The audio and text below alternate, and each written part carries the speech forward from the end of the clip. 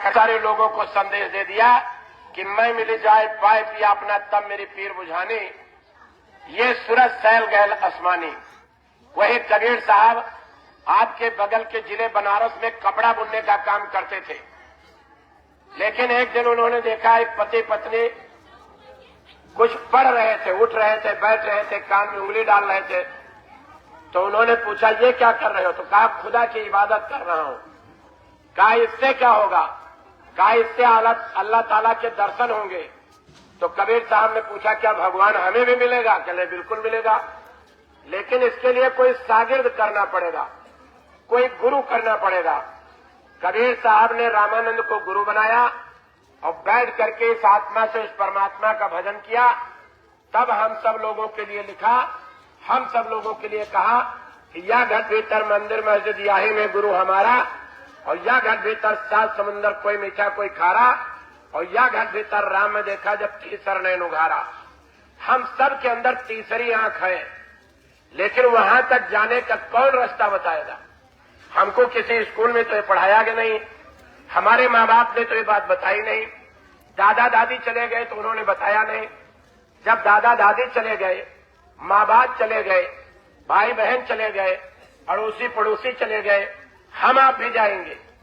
जाने से पहले अगर उसकी तैयारी नहीं किए हैं तो ये निश्चित जान लो कर्मों का ऐसा विधान बना है, कुत्ता बिल्ली सुअर घोड़ा गधा बैल भैंस बकरी हमारे आपके द्वारा किए गए कर्मों के अनुसार काल भगवान उसी में ले जाकर के डाल देंगे। न मालूम कितने जन्मों तक हमको भोगना पड़ेगा।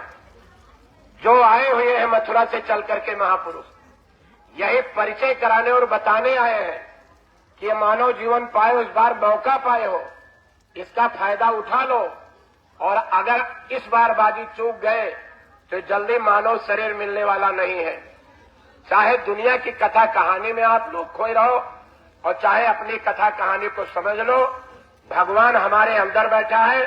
जैसे दूध के अंदर घी होता है, जैसे गन्ने के अंदर चीनी होती है, जैसे सरसों के अंदर तेल होता है, लेकिन इन सब चीजों की चाहे जितनी आरती उतारो, चाहे जितना व्रत रखो, चाहे जितनी इनकी तपस्या करो, ना दूध से घी निकलेगा, ना गन्ने से चीनी निकलेगी, ना सरसों से तेल निकलेगा। उसका एक अपना तरीका है, जब उस तरीके को अपनाओगे तब निकलेगा। उसी तरीके से दूठो अगरबत्ती सुलगा करके और भगवान को घुमा करके हम सोचे भगवान मिल जाएगा, तो हम सब लोग आरती करते तो क्या कहते हैं? तन मन धन सब तेरा, और तेरा तुझको अर्पण क्या लागे मेरा। भगवान खड़ा हो जाए कहते जब सब कुछ हमारा है तो लो हमको दे दो, जितने गहने पहने हो हमको दे दो, या तुम्हारे घर में 20 बीघा जमीन है 10 बीघा हमको दे दो, या तुम्हारे घर में 10 जानवर बने 5 हमको दे दो। कोई देगा? कोई देगा इस चीज को? कोई देने के लिए तैयार नहीं होगा। यही आए हैं महात्मा बताने के लिए कि झूठे लेना, झूठे देना, झूठे भोजन झूठ चबेना। हम इस झूठे माया रूपी संसार में पड़े हुए हैं। बाल बच्चों की परवरिश, खेती बाड़ी का काम करना, शादी ब्याह का काम करना, सुबह से शाम तक झूठ बोलते हैं, सच बोलते हैं। यही सच और झूठ में चले गए, देवी देवताओं के सामने परस दिया। अब कहां से देंगे आप? इसलिए जो महाराज जी बताने के लिए आए हैं, कल दिन के 12 बजे के बाद अध्यात्मवाद का मतलब है अपने अंदर धंस के। धर्म के 2 पहलू होते हैं। एक होता है जो बाहर हम लोग करते हैं, पूजा पाठ योग यज्ञ हवन जप तप, इससे कोई भगवान नहीं मिलेगा। कहीं इसका प्रमाण ही नहीं कि ऐसे भगवान मिलेगा। लेकिन सबकर फल हरि भगत सुहाई, और सो बिन संत न काहू पाई, बिना संतों के नहीं मिलेगा। तो वही रास्ता बताने के लिए पूज्य महाराज जी आए हुए हैं। कल दिन के 12 बजे के बाद जो अभी खेत में देख रहे हो, यही मंच लगा हुआ है, इसी मंच पर बैठेंगे। पहले एक प्रार्थना होगी और प्रार्थना के बाद 2 घंटे का आध्यात्मिक सत्संग, और उसे सत्संग के बीच में नामदान। क्योंकि कलयुग में जब तक गुरुमंत्र नहीं लेंगे, जब तक मंत्र नहीं मिलेगा, और उसे गुरुमंत्र और मंत्र को आज की साधारण भाषा में नामदान कहा गया है। और इसी को गोस्वामी जी महाराज ने रामायण में लिखा है, जब नाम हृदय धरो भयो पाप का नाश, और जैसे चिनगी आपकी पड़ी पुराने घास, नाम लेत भव सिंध सुखाही और करो विचार सुजन मनमाही। हम जीवन में बहुत से साथी बनाते हैं, सखी बनाया, सहेली बनाया, दोस्त बनाया, मित्र बनाया, लेकिन अपने अंतिम समय के लिए कोई दोस्त और मित्र नहीं बनाया हम लोगों ने। हम लोग दुनिया के कामों को करने के लिए तैयारी करते हैं। हमको शादी करना है उसकी तैयारी, भोजन बनाना है उसकी तैयारी, बच्चे को स्कूल भेजना है उसकी तैयारी, लेकिन इस शरीर से आत्मा निकलेगी उसकी कोई तैयारी नहीं। महात्मा क्या बताते हैं, तुम मान लो कहीं चले गए, वहां से लौट रहे हो, ट्रेन में बैठे हो और ट्रेन जौनपुर उतरेगी, रुकेगी वहां, हमको वहीं उतरना है। उतरने से पहले तैयारी करते हैं हम लोग कि चलो भाई बोरिया बिस्तरा बांध लो, बाल बच्चों को तैयार कर लो, जूते चप्पल पहना लो, मोबाइल जेब में रख लो, और जैसे प्लेटफार्म पर ट्रेन रुकती है हम लोग उतर जाते हैं। उतरते कि नहीं उतरते हैं? उसी तरीके से मानव शरीर हमको आपको दिया गया है। ये चलती फिरती ट्रेन है, जीवात्मा इसमें बैठी हुई है, श्वास रूपी किराया दे रही है। श्वास रूपी किराया देना बंद, मौत की शहजादी ऐसे खड़ी हो जाएगी, कहेगी चलो निकलो इसमें से। ना जात बिरादरी काम आएगी, ना रुपया पैसा काम आएगा, ना पढ़ाई लिखाई काम आएगी, ना गांव की प्रधानी काम आएगी, ना स्कूल की प्रिंसिपली काम आएगी, ना कलेक्टरी काम आएगी, कुछ नहीं काम आएगा। बेटा बेटी बुलाओगे, धन दौलत बुलाओगे, डॉक्टर वैद्य हकीम बुलाओगे। महापुरुषों ने सीधी सी एक बात बता दी, अगल बगल जोधा खड़े और सबे बजावे गाल और सबके बीच से ले चला ऐसा काल कराल। शरीर से आत्मा निकल गई, जमीन पर गिर जाएगा। ना थानेदार, ना हवलदार, ना तहसीलदार, ना कोई माँ, ना कोई बाप, ना कोई पिता, सब यही कहते हैं मम्मी चली गई। शरीर तो ये पड़ा है, चला कौन गया भाई? तुम्हारा शरीर तो ये पड़ा हुआ है। सब शरीर के लिए रोते हैं, आत्मा के लिए कोई नहीं रोता है। अगर हम आत्मा के लिए दो आंसू बहा दें तो हमको यही बैठे बैठे मीराबाई की तरह स्वर्ग और वैकुंठ दिखाई पड़ेगा, सत्यलोक ब्रह्मलोक दिखाई पड़ेगा।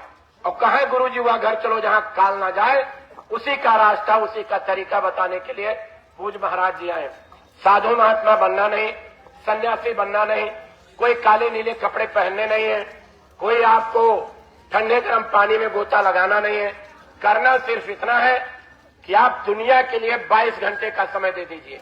रात दिन मिला के 24 घंटे होते हैं, 22 घंटा दुनिया को दे दो, खेती बाड़ी में, दुकान दफ्तर में, घर गृहस्थी में, बाल बच्चों में।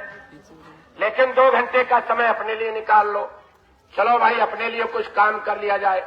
उसी का तरीका पूज्य महाराज जी बताने के लिए आए हैं। ये जो मंदिर बनाए गए, किस लिए बनाए गए?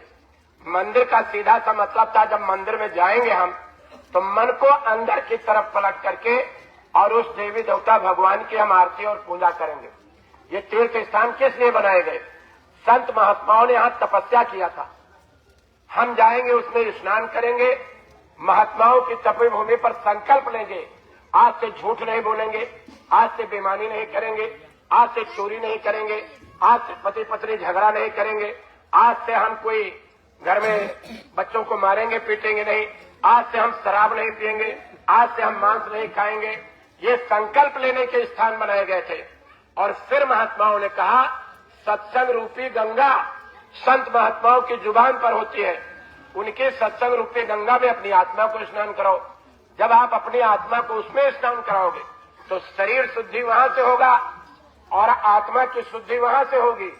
गुरु गोविंद और शिष्य मिल कीन्हे भक्त विवेक, और ये त्रिवेणी धारा बहे आगे गंगा ये। तो हम आपका ज्यादा समय नहीं लेंगे, आप लोग दूर दराज से आए हुए हैं, बहुत से लोग तो रायबरेली जिला के भी हैं। हम सिर्फ इतना आप सभी से निवेदन करेंगे कि देखिए यहाँ पर भोजन मिलेगा, अभी सब लोग भोजन लेकर के यहाँ से जाएंगे। सामने बाबा जय गुरुदेव जी महाराज की वो गाड़ी खड़ी है, स्वचल मंदिर जिसमें बाबा जी चला करते थे, दया दुआ की किरणें निकलती, उनकी चरण पादुका रखी हुई। हम लोग क्यों घूम रहे हैं? ये बरसात हो रही है, अभी जहाँ सत्संग चल रहा था महाराज जी वही दर्शन दे रहे थे, जहाँ तो कोई बरसात नहीं हुई है। इतनी मूसलाधार बारिश हुई है वहां पर कि पूरा पानी पानी हो गया। ऐसी परिस्थिति में किस लिए हम लोग आप लोगों के यहाँ आए हैं? कोई गाड़ियां चंदा चुटकी तो मांग नहीं रही, कोई आटा चावल दाल मांगने नहीं गए, उल्टा यहाँ भंडारा चलाया जाता है। जो बाबा जी के शिष्य, पूज्य महाराज जी के शिष्य, उनके सहयोग से भंडारे चलाए जा रहे हैं, व्यवस्था की जा रही है। हम लोग इसलिए आए हुए हैं कि आगे का समय बड़ा खराब आने जा रहा है। बाबा जय गुरुदेव जी महाराज ने आदेश दिया था कि बच्चा घरों में नहीं बैठना है, क्योंकि बहुत पहले बाबा जी ने पढ़े लिखे लोगों को, आचार्य धर्माचार्यों को, व्यास गद्दे पर कथा भागवत करने वाले लोगों सबको कहा था कि बैठो मत, समाज में चले जाओ, इनको मानवता का संदेश, इंसानियत का संदेश, अच्छे संस्कार का संदेश और इनको सत्संग सुना दो, इनको बता दो कि मानव जीवन किस लिए मिला है। लेकिन बाबा जी की बात किसी ने नहीं सुना। उल्टे ये लोग व्यास गद्दे पर बैठ करके किरण भगवान को नचनिया बना दिए, खुद नाचने लगे, पब्लिक को नचाने लगे। आप जैसी महिलाएं जब घर में ढोल लेकर के गीत गाती हैं तो क्या गाती हैं? गीत कहते हैं श्याम चूड़ी बेचने आया। अब बताओ, उनका चूड़ी बेचने का काम था, उनका नाचने का काम था? अरे जिस समय छोटे से थे, शीशी में जो बच्चों को दूध पिलाती हो, इस उम्र में उन्होंने पूतना को मार डाला था। बचपन से लेकर के और पूरी उम्र तक कंस को बचपन में ही मारा। हस्तिनापुर चले गए, वहां के तमाम सारे झगड़े को सुलझाने की कोशिश की, लोग नहीं माने। महाभारत हुआ, तब भी धर्म की स्थापना नहीं हुई। चले गए यहां से सोमनाथ मंदिर, समुद्र के अंदर चले गए। सोमनाथ मंदिर से 40 किलोमीटर दूर है, जहां द्वारिका नगरी टापू पर बसा लिए। वहां भी लोगों ने पीछा नहीं छोड़ा, 56 करोड़ लोग वहां मारे गए। तो श्री कृष्ण भगवान को कब नाचने का और कब चूड़ी बेचने का मौका मिला? जो लोग धर्म कर्म पूजा पाठ जिस भगवान की करते हैं उसी का अपमान करते हैं। शंकर भगवान को गंजेड़ी और भंगेड़ी बना दिया क्योंकि शिवरात्रि को हमको भी खाने पीने को मिले। तब बाबा जी ने आदेश दिया, तब हम लोग निकल करके अपने अपने घरों से आए हैं कि चलो भाई चलते हैं, गुरु महाराज का संदेश आप तक पहुंचाया जाए, क्योंकि आगे का समय खराब आ रहा है। कितना खराब आ रहा? हमारे पास कोई थर्मामीटर नहीं है, लेकिन अभी कुछ दिन पहले एक बीमारी आई थी, क्या नाम था उसका? देखो, ऐसे मालूम है जैसे इसी स्कूल में ट्यूशन पढ़ने आते हैं आप। कोरोना का ट्यूशन पढ़ते हैं क्या कहीं पर? सबको ये बीमारी याद है। क्यों याद है? इस बीमारी ने इतनी बड़ी दहशतगर्दी पैदा कर दी थी कि पढ़े लिखे लोगों की बुद्धि खत्म, नेता नेती लोग अपने अपने घरों में घुस गए थे, डॉक्टरों की डॉक्टरी फेल हो गई थी। एक बार जिसको इस बीमारी ने पटक दिया, मुर्दा ही हो गया वो। कोई विश्व का देश नहीं बचा जहां लाशों के ढेर नहीं लग गए। लोग शहरों को छोड़ करके जब गांव में पहुंचे तो प्रधान ने कहा चलिए क्वारंटाइन कमरा बना है, 14 दिन तक वही खिचड़ी बनाइए खाइए। हुआ था कि नहीं हुआ था? बाबा जी ने कहा बीमारी आएगी, बीमारी की हवा चलेगी, बीमारी का आंधी और तूफान चलेगा, धर्म जल्दी सुनो, अवधार जमाना बदलेगा, कहे जय गुरुदेव पुकार जमाना बदलेगा। ये प्रमुख भविष्यवाणियों में से है गुरु महाराज के कि इतनी बड़ी महंगाई आएगी, किसान रोएगा, व्यापारी रोएगा, कर्मचारी रोएगा, अधिकारी रोएगा। लोग तुम्हारे घरों का सोना चांदी रुपया पैसा नहीं ले जाएंगे, तुम्हारे घरों में कूद करके तुम्हारे अनाज को उठा ले जाएंगे। अभी तो एक ड्रोन का हल्ला मचा हुआ है, जहां जहां गाड़ियां गई लोग घेर के खड़े हो गए। अरे बड़ा आश्चर्य की बात, एक जगह हथिया लेके औरतें निकल आई, कहने लगे ये लोग हैं, इनकी आंख निकाल लो। हमारी एक फतेहपुर गाड़ी को घेर लिया लोगों ने। वो तो भला एक गांव पंडित जी थे, बेचारे निकले और डांटा बड़े जोर से, पागल हो गए हो, ये सब जय गुरुदेव के शिष्य, ये बेचारे क्या करेंगे, उनको तो तुम पकड़ नहीं पाते हो। हम ये बात इसलिए कह रहे हैं, अभी तो केवल ये चीज हुई है, आगे बहुत बड़ी परिस्थिति बदलने जा रही है। आगे बड़ी हैरानी भजन बिना, अये सिपहिया पिया खबरों न पई हो, गिरे नयन से पानी भजन बिना। 184 में हुई है निवेरा, ना ही दर्द कोई जानी भजन बिना। हम सिर्फ इतना ही निवेदन करने आए हैं कि इस बुरे समय से तभी आप बच सकते हैं, इस परिस्थिति का मुकाबला तभी आप कर सकते हैं जब आपके अंदर आत्मबल होगा। आत्मबल तब होगा जब आप बैठ करके इस आत्मा से इस परमात्मा का भजन करेंगे।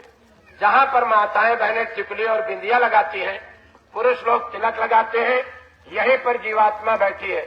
महात्मा क्या कहने आते हैं, थोड़ा सा इन आंखों से ऊपर उठो और यहीं से बैठो, यहीं से बैठ करके भजन करो।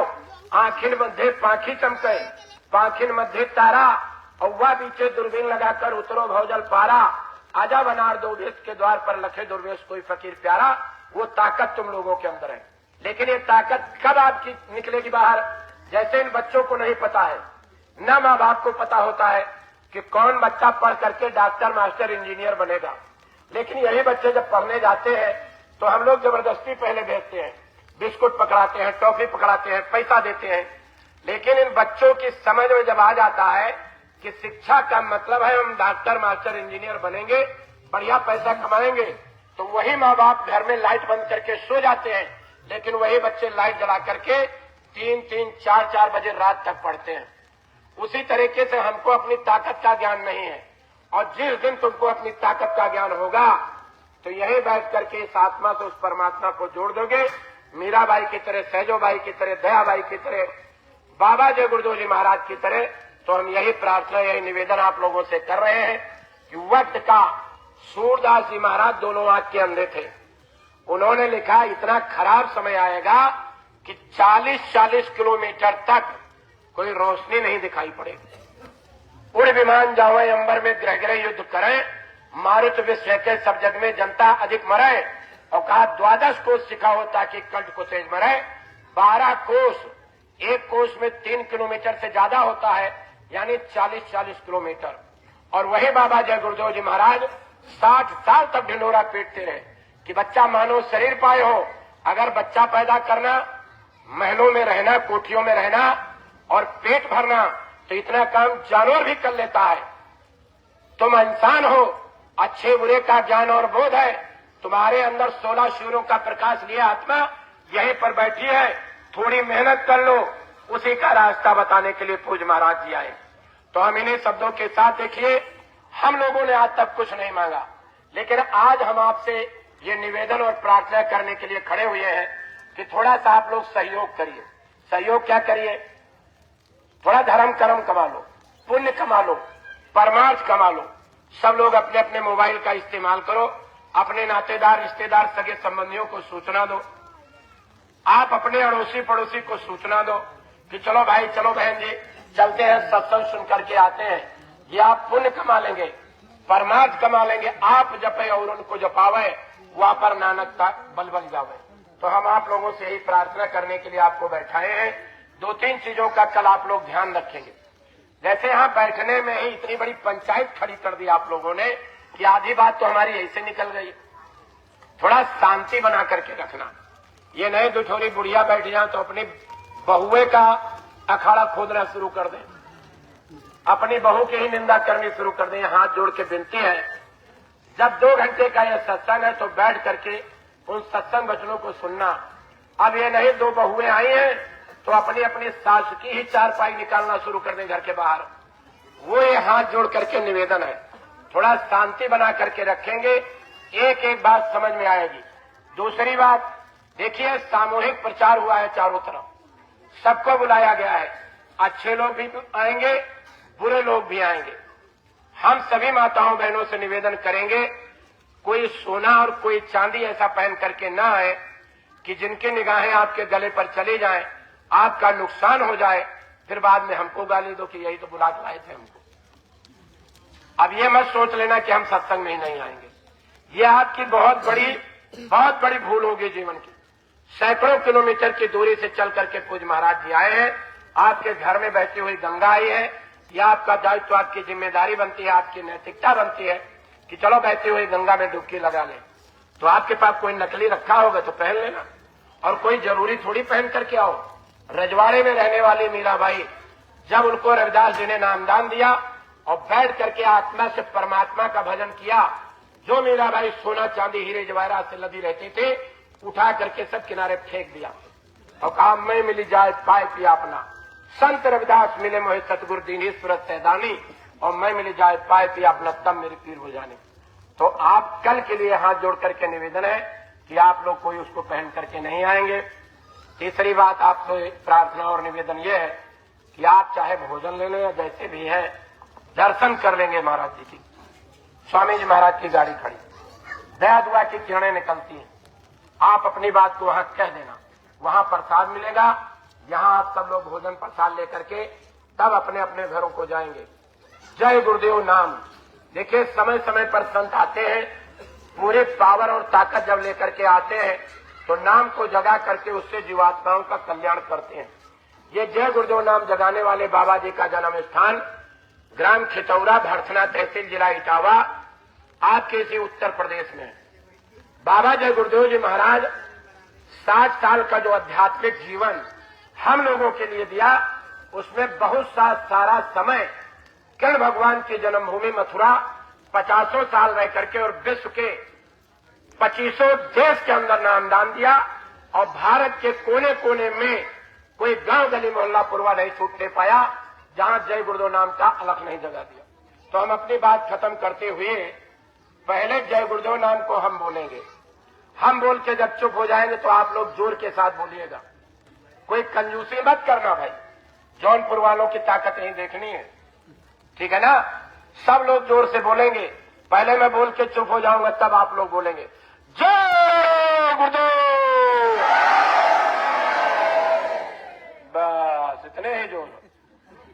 बहुत लोग तो पड़ोसी को देख रहे हैं कि इन्हीं से काम चला जा रहा है, तो मैं क्यों बोलूं? है, देखो गला वाला साफ कर लो सब लोग, ठीक है ना? खांस पुकार गला वाला साफ कर लो। मैं दोबारा बोल रहा हूं, और इस बार सबको देखूंगा कौन कंजूसी करता है। दो ठौरी मेहरारू लड़े लगे गांव में तो पूरा गांव इकट्ठा हो जाता, होता है कि नहीं होता है? आप ही लोग गवाही दे रहे हैं, ठीक है ना? 2 आदमी लड़ने लगे तो नया पंचायत इकट्ठा हो जाती है। तो आप लोग जोश खरोश के साथ आवाज लगाएंगे ताकि ऊपर तक। और मैं बोल के जब चुप हो जाऊं तब जय गुरुदेव। अच्छा, पहले जोर लगाया था कि इस बार लगाया है? इस बार लगाया है ना?